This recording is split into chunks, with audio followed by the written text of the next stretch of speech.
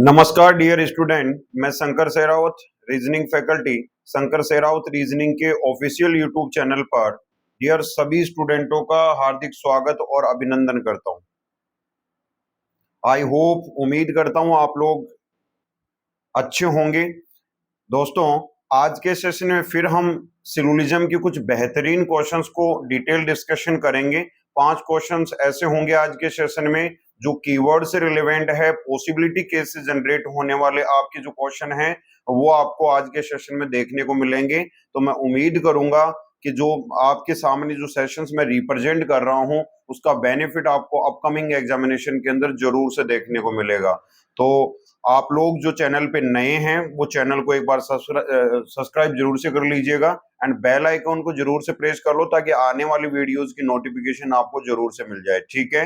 And अगर session आपको पसंद आता है तो मैं आशा और उम्मीद ये और करूंगा कि आप लोग इस वीडियो को, ये सेशन को लाइक और शेयर जरूर से करोगे ताकि उन स्टूडेंटों को भी बेनिफिट मिल पाए जिसको इसकी जरूरत है। तो डिले नहीं करेंगे, आज के सेशन में 5 बहुत बेहतरीन क्वेश्चंस डिस्कस करने वाले हैं।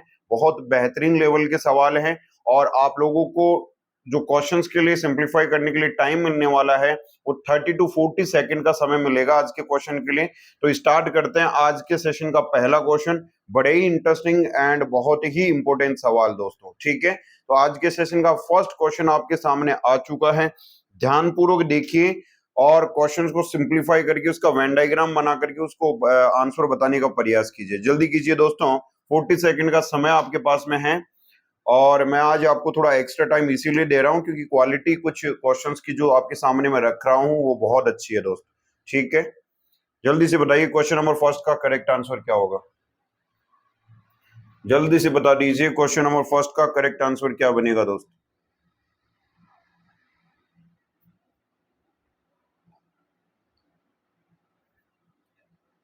देखिए कि क्वेश्चंस में कोई मिस्टेक नहीं है, बिल्कुल एरर फ्री क्वेश्चन है। तो मैं उम्मीद करूंगा कि आप लोग जल्दी से इस क्वेश्चन का वेन डायग्राम भी बनाओगे और आंसर भी बताओगे। देखिए कंसेप्ट अगर आपके क्लियर हैं तो आप लोग कर ले जाओगे दोस्त।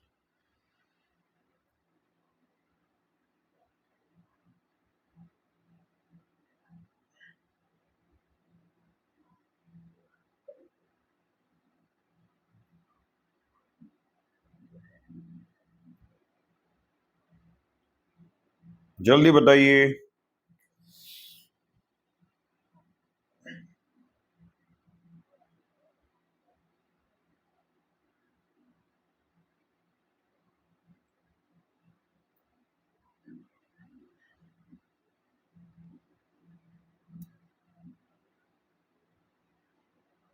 चलिए, टाइम इज ओवर, टाइम समय सीमा आपकी समाप्त होती है। चलते हैं क्वेश्चन नंबर फर्स्ट के सॉल्यूशन की तरफ। उम्मीद करता हूं कि आपने इस क्वेश्चन का वेन डायग्राम और इस क्वेश्चन का सॉल्यूशन कर लिया होगा। तो देखिए फर्स्ट क्वेश्चन के पहला स्टेटमेंट जो बोल रहा है, इसने बोला एनी वेस्ट इज बॉक्स।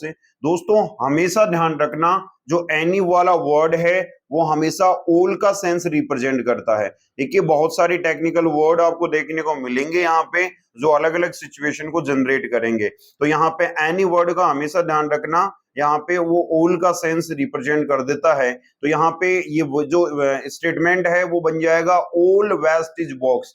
तो ऑल वेस्ट इज बॉक्स का जो वेन डायग्राम बनेगा वो कुछ इस तरीके से बनेगा दोस्तों। नेक्स्ट सेकंड स्टेटमेंट में लिखा हुआ है ए portion of box is oval. Clear है। देखिए ए पोर्शन का मतलब आपको समझना पड़ेगा कि ये सेंस किसका देता है। देखिए ए पोर्शन वर्ड जब भी लिखा हुआ आ जाए तो यहाँ पे ये जो है वो सम का सेंस रिप्रेजेंट करता है। दोस्तों हमेशा ध्यान रखना, अगर इन कीवर्ड्स में आप लोग उलझ गए तो कभी आप लोग राइट आंसर नहीं बना पाओगे, ठीक है। तो मैं उम्मीद करता हूं ए पोर्शन जब भी वर्ड आपके सामने लिखा हुआ है तो वो सेंस देगा सम का, तो ये हो जाएगा some boxes is oval. Clear है। कुछ बॉक्स का पार्ट किसमें जा रहा है, ओवल के अंदर। एंड आगे बोला है ओनली ओवल इज ग्रीन, तो ये ओनली का केस बन के आ रहा है, तो ये हो जाएगा all green is Oval. All green is Oval, green का पार्ट अंदर जाएगा किसके मेरे भाई, ओवल के अंदर। क्लियर है क्या। उम्मीद करता हूं और ये भी ध्यान रखना कि ये ग्रीन वाला पार्ट रिस्ट्रिक्टेड पार्ट होगा। फर्स्ट कंक्लूजन में इसने बोला कि only a few, first conclusion में इसने बोला कि only a few waste is oval, only a few waste is oval. कि केवल कुछ वेस्ट ओवल है। देखिए ओवल और वेस्ट की मैं बात करूं तो ओवल ये रहा और वेस्ट ये रहा। मेरे दोस्त यहाँ पे ऐसा कोई रिलेशन रिप्रेजेंट नहीं हो रहा है जो वेस्ट और ओवल के बीच में बन रहा हो। तो first conclusion is definitely wrong. Second conclusion में बोला है some green being box is a possibility. Some green being box is a possibility, कुछ ग्रीन के क्या किसमें जाने की, बॉक्स में। तो भैया ग्रीन वाला पार्ट तो वैसे ही रिस्ट्रिक्टेड पार्ट है क्योंकि ओनली के केस के थ्रू बन के आ रहा था। तो मेरे दोस्त इसमें कोई पॉसिबिलिटी वर्क नहीं की जाएगी क्योंकि यहाँ पे ग्रीन वाला पार्ट बाउंडेड पार्ट है। तो second conclusion also are wrong. It means option number D is the correct answer. Neither first nor second conclusion is true. Clear है क्या? नहीं तो पहला कंक्लूजन फॉलो कर रहा है और नहीं दूसरा कंक्लूजन यहाँ पे फॉलो कर रहा है। तो आई होप क्वेश्चन नंबर फर्स्ट का सॉल्यूशन आपके समझ में आ गया होगा। दोस्त ये कीवर्ड ऐसे पॉइंट हैं जो आपको एग्जाम के अंदर उलझा सकते हैं। तो आपको ये पता होना चाहिए कि कौन सा कीवर्ड किस सिचुएशन को जनरेट कर रहा है, किसका सेंस रिप्रेजेंट कर रहा है। उम्मीद है समझ में आया होगा। बढ़ते हैं नेक्स्ट क्वेश्चन नंबर सेकंड की तरफ। जल्दी से मैं चाहता हूं कि 40 सेकंड के अंदर अंदर आप लोग इस क्वेश्चन नंबर सेकंड का आंसर भी बना पाओ। ठीक है, बहुत अच्छे क्वेश्चन हैं। उम्मीद यही है कि आप लोग इन क्वेश्चन का आंसर जरूर से करोगे और बनाने का प्रयास जरूर से करोगे। अपना आंसर कमेंट बॉक्स में जरूर से रखें और लास्ट में जब सेशन खत्म हो तो मेरे दोस्त अपना स्कोर कार्ड जरूर से शेयर आउट किया करो ताकि मुझे ये अंदाजा लगे कि आपकी तैयारी किस लेवल पे चल रही है। आप अपना आकलन कर सकते हो कि कितने क्वेश्चंस आप करेक्ट बना पा रहे हो, कितना नहीं बना पा रहे हो। और अगर सेशन पसंद आ रहा है तो दोस्त लाइक और शेयर जरूर से कीजिए। चैनल पे नए हैं तो सब्सक्राइब जरूर से कर लो और बेल आइकन को प्रेस कर लो ताकि वीडियो जैसे ही मैं अपलोड करूं रोज एक वीडियो आपको देखने को मिल रहा है। और रेगुलर रखेंगे इस सीरीज को। आगे कुछ टाइम बाद में मैं आपके सामने इनइक्वालिटी, पजल, सिटिंग अरेंजमेंट या बाकी के जो मिसलेनियस के टॉपिक हैं उनके क्वेश्चंस भी लेकर के आने वाला हूं दोस्तों। ठीक है, जल्दी बताइए क्वेश्चन नंबर। देखिए 22 नहीं है, क्वेश्चन नंबर सेकंड है। ठीक है, क्वेश्चन नंबर सेकंड है दोस्त। जल्दी बताओ इस क्वेश्चन का करेक्ट आंसर क्या होगा।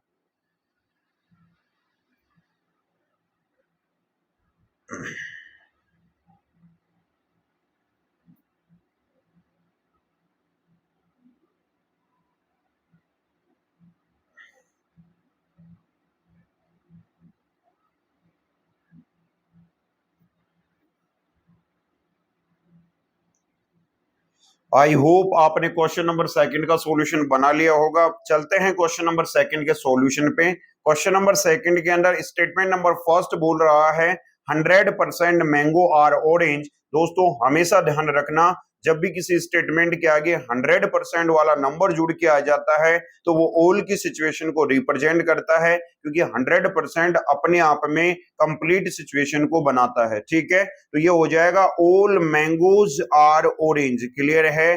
सेकंड स्टेटमेंट में बोला only if few orange is banana. Only if few का केस बन रहा है तो some orange are banana and some orange are not banana. Clear है।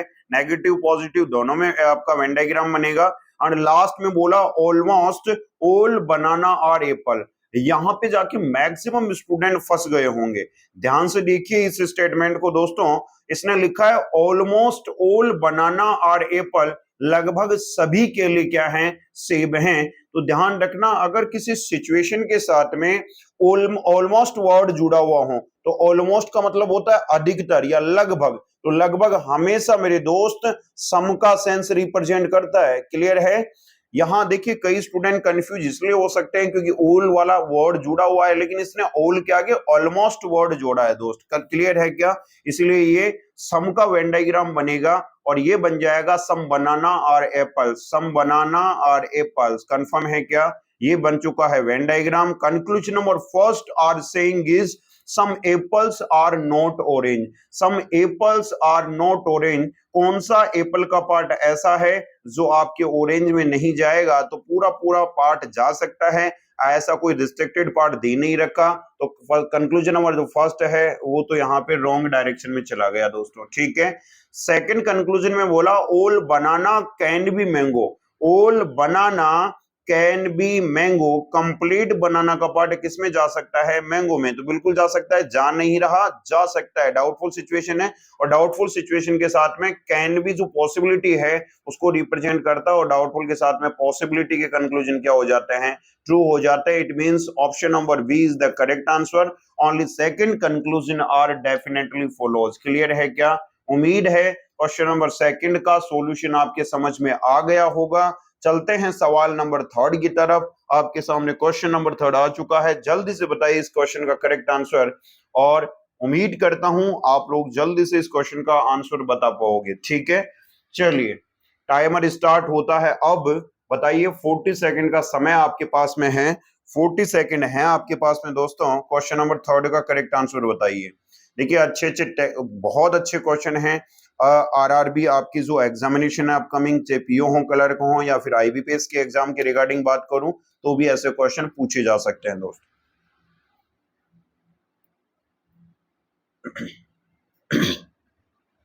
जल्दी से बताइए।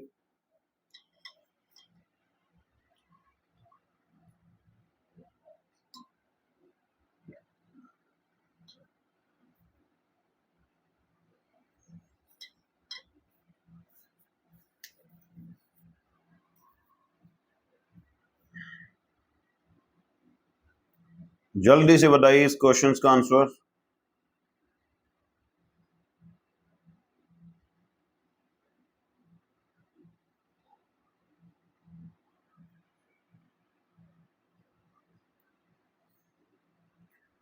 चलिए टाइम इज ओवर। उम्मीद करता हूं आपने इस क्वेश्चन का सॉल्यूशन बना लिया होगा। ठीक है दोस्तों, चलते हैं क्वेश्चंस के सॉल्यूशन की तरफ। क्वेश्चन नंबर थर्ड में पहला स्टेटमेंट बोल रहा है 0% 0% टोमेटो आर मिल्क।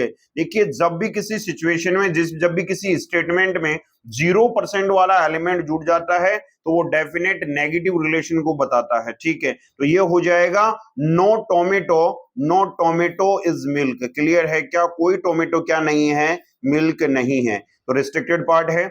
आगे बोला only if few milk is pure. Only if few का केस बन रहा है तो some milk is pure and some milk is not pure. Clear है? And third and last statement saying every coffee are milk.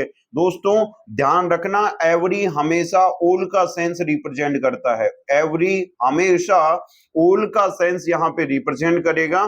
तो यहाँ पे जो वेन डायग्राम बनेगा वो ऑल के सेंस में बनेगा। All coffee are milk, all coffee are milk. तो कॉफी का पार्ट जो है वो आपके मिल्क वाले पार्ट के अंदर चला जाएगा। कंफर्म है क्या? तो यहाँ पे मैंने कॉफी को रख दिया और यहाँ पे मैंने मिल्क को रख दिया। आई होप वेन डायग्राम आपका बन गया होगा।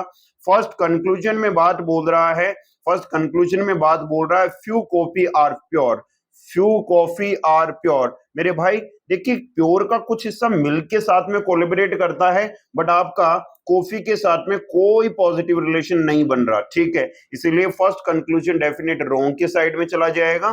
सेकंड कंक्लूजन बोल रहा है only coffee is tomato is a possibility, only coffee is tomato is a possibility.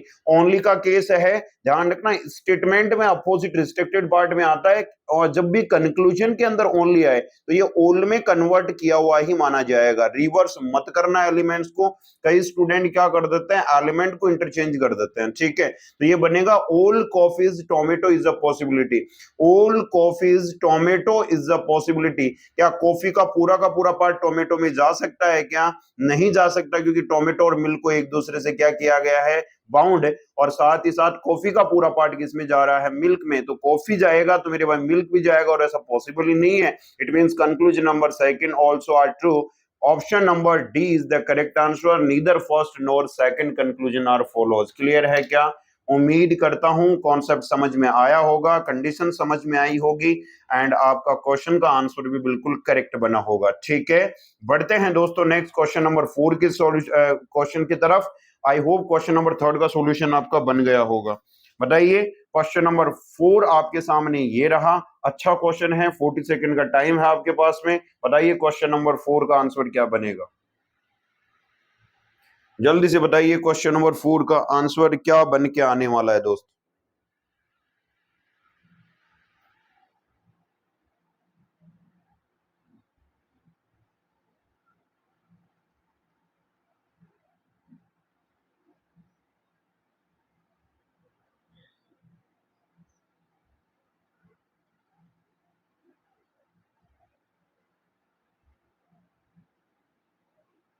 जल्दी बताइए दोस्तों।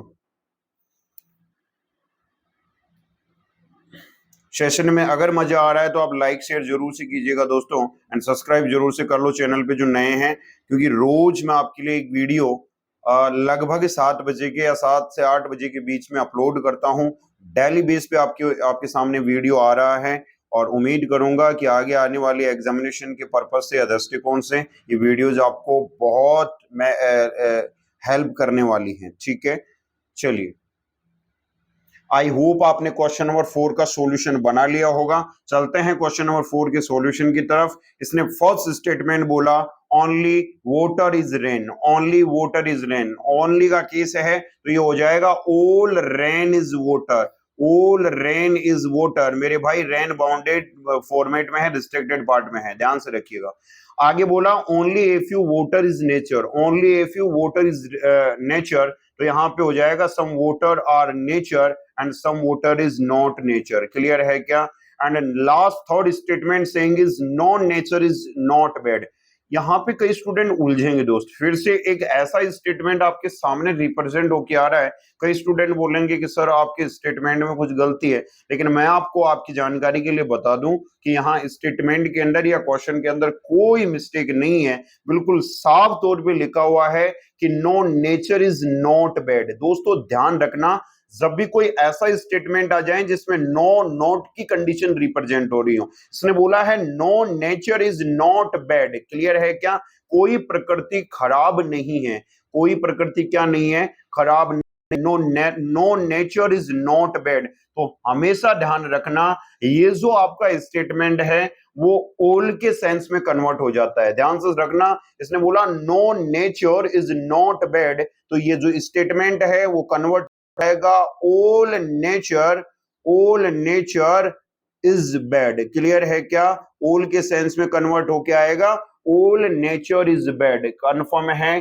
कन्फर्म है। तो वेन डायग्राम हो जाएगा ऑल नेचर इज बैड का वेन डायग्राम कैसे बनेगा? नेचर का पार्ट बेड के अंदर जाएगा मेरे भाई, इस तरीके से। ठीक है, आई होप, उम्मीद करता हूं समझ में आ गया होगा।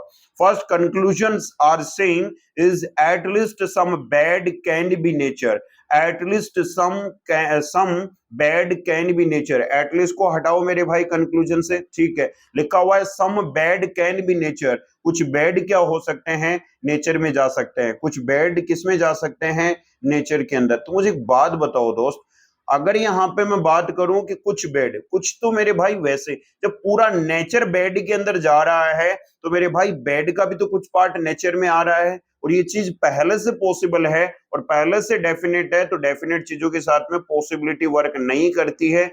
इसीलिए कंक्लूजन नंबर फर्स्ट आपका रॉन्ग हो जाएगा। आगे सेकंड कंक्लूजन में इसने बात बोली few nature being rain is a possibility, few nature being rain is a possibility, कुछ नेचर के रैन होने की क्या है? संभावना। कुछ नेचर के रैन होने की क्या है? संभावना। नहीं मेरे भाई, रेन का और नेचर का कोई रिलेशन नहीं बन सकता, क्योंकि रेन ओनली के केस में कन्वर्टेड स्टेटमेंट में आया था और ये रिस्ट्रिक्टेड है आउटर एलिमेंट के साथ में। इट मींस ऑप्शन, ये सॉरी, कंक्लूजन नंबर जो सेकंड है वो भी ऑल्सो रॉन्ग बनेगा। क्लियर है क्या? एंड ऑप्शन नंबर डी इस क्वेश्चन का करेक्ट आंसर हो जाएगा। Neither first nor second conclusion are follows. I hope question का सॉल्यूशन आपके समझ में आ गया होगा।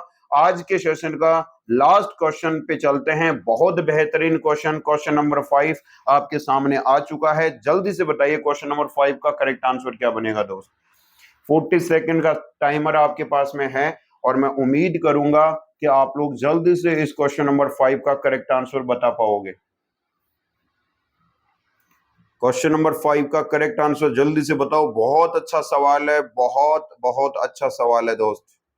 ओनली के केस को, ओनली इफ यू के केस को जनरेट करते हुए बनाया गया है, तो उम्मीद करूंगा कि मैं आप लोग जल्दी से देखते हैं इसके वेन डायग्राम बनाने में। इसका वेन डायग्राम बनाते समय बहुत सारे स्टूडेंट ऐसे होंगे जो कहीं ना कहीं सिली मिस्टेक करेंगे।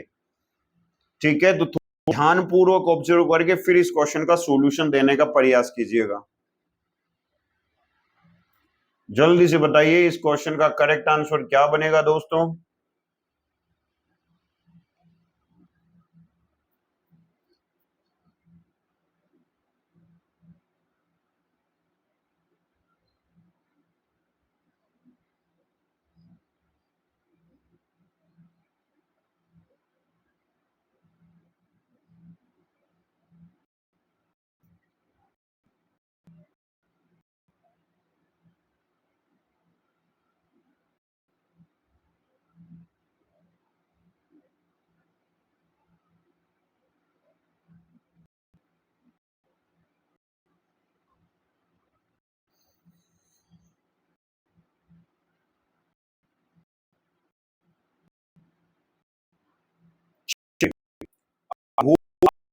का आंसर बनाया हो।